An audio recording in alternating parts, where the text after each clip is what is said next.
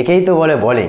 বন্ধুরা, সত্যি কথা বলতে আজকে যে হিসেবে তৃতীয় টি-20 ম্যাচে ভারত বোলিং করলো, আমরা অনেক দিন হয়ে গেছে যে ভারত টি-20তে এমন বোলিং আমরা দেখিনি, বিশেষ করে বিদেশের মাটিতে।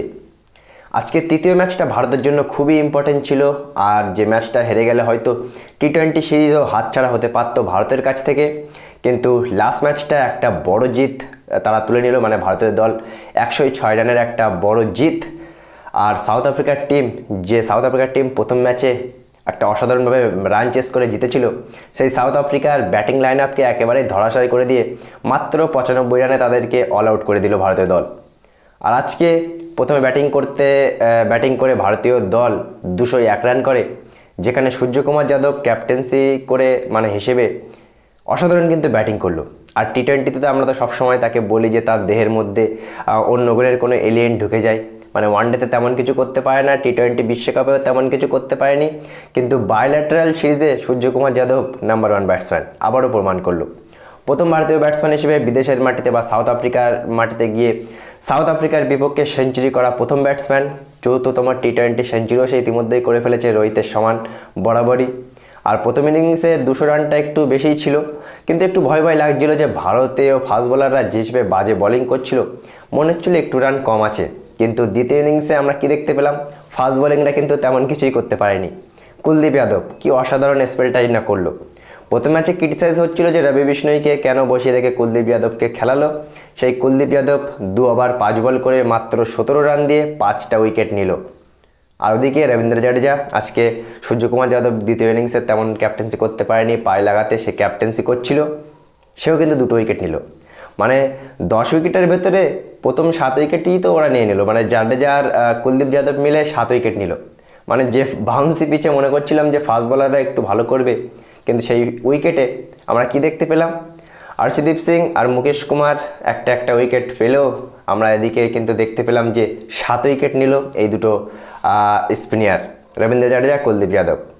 ম্যাচটা অসাধারণভাবে ভারত জিতলো। অনেকদিন পরে বোলিং পারফরমেন্স দেখে সত্যি খুবই ভালো লাগলো।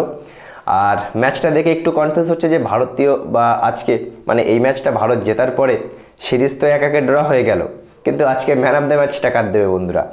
কুলদীপ যাদব অসাধারণ 5 উইকেট পেল, তাকে দেবে, না সূর্যকুমার যাদবের প্রথম ইনিংসে 100 রানের যে ইনিংসটা খেললো তাকে দেবে?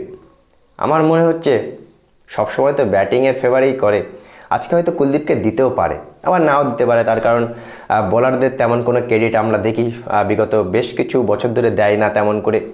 সবসময় ব্যাটসম্যানরা অল্প অর্ধেক রান করলেও কিন্তু ম্যান অফ দ্য ম্যাচটা তাকে দেয়। কিন্তু কুলদীপ যে হিসেবে আজকে 5টা উইকেট নিল, তাকে ম্যান অফ দ্য ম্যাচ দেওয়া উচিত। দেখা যাক এখন কি হয়। বন্ধুরা, ভারত আজকে ম্যাচটা জিতে গেল। টি-20 সিরিজ হারের হাত থেকে ভারতকে রক্ষা করলো ভারতীয় বোলাররা। কিন্তু তা সত্ত্বেও একটা কথা বলবো যে 3 নম্বরের পজিশনে ঈশান কিষানের কেরিয়ার খেয়াই করবে বলে লেগেছে এই ভারতীয় ম্যানেজমেন্ট। ঈশান কিষান এত ভালো একটা ব্যাটসম্যান, তাকে সুযোগই দিচ্ছে না। আর শুভমান গিল, যে ঋতুরাজ গায়কোয়াড় বারবার ভালো খেলা সত্ত্বেও শুভমান গিলকে খেলাচ্ছে ভারতীয় ম্যানেজমেন্ট।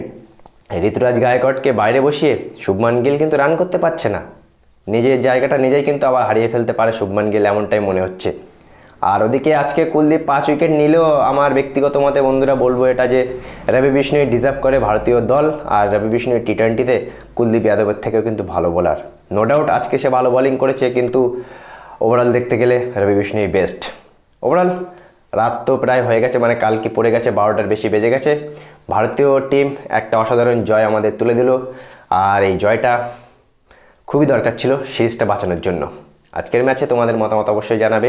কুলদীপ যাদবের পারফরমেন্স অসাধারণ লাগলেও রবি বিষ্ণয় কিন্তু ভারতীয় দল প্লেইং ইলেভেনে ডিজার্ভ করে। তোমাদের মতামত অবশ্যই এই ভিডিওর মাধ্যমে দেবে।